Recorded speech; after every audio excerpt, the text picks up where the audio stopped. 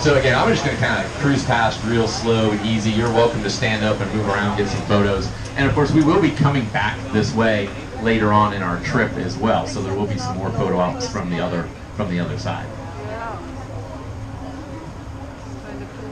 990 feet long. It's actually 107 feet longer than the Titanic.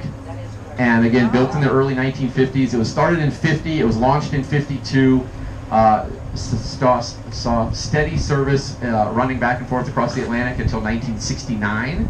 At that point, it was shut down and has had a lot of drama. If any of you follow the story of this online, it was parked in Philadelphia for many years. It was towed over to Europe to have some repairs done. It was brought back. It was seized by federal marshals because nobody had paid the bills on it. It changed hands like a dozen different times, and each time some entrepreneur was going to turn it into condos or a floating hotel or you name it, a casino. But none of those plans have ever come to fruition. All the owners have bought it with big plans, and then eventually years later ended up selling it. And over the years, it has just fallen into greater and greater states of disrepair.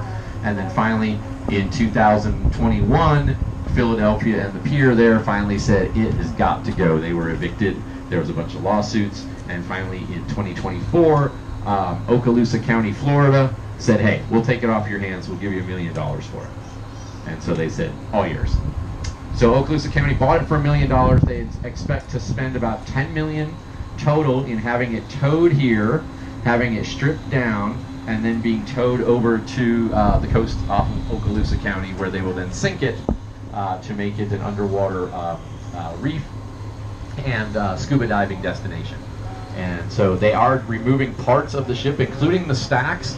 The big iconic stacks will come off the ship, and Okaloosa County is building a land-based museum dedicated to this ship, including some of the stacks and some of the pieces off the ship, as well as what they call like recreated spaces and things like that.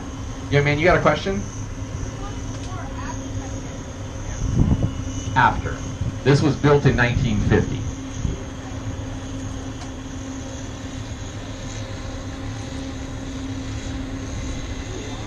Do I know how much it weighs?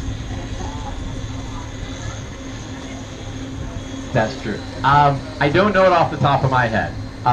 It is a big ship. It is designed to carry about 3,000 passengers. It set the speed record when it crossed the Atlantic in 1952. But I don't know how much it weighs. I'm sorry. Slightly more than the world record manatee, probably.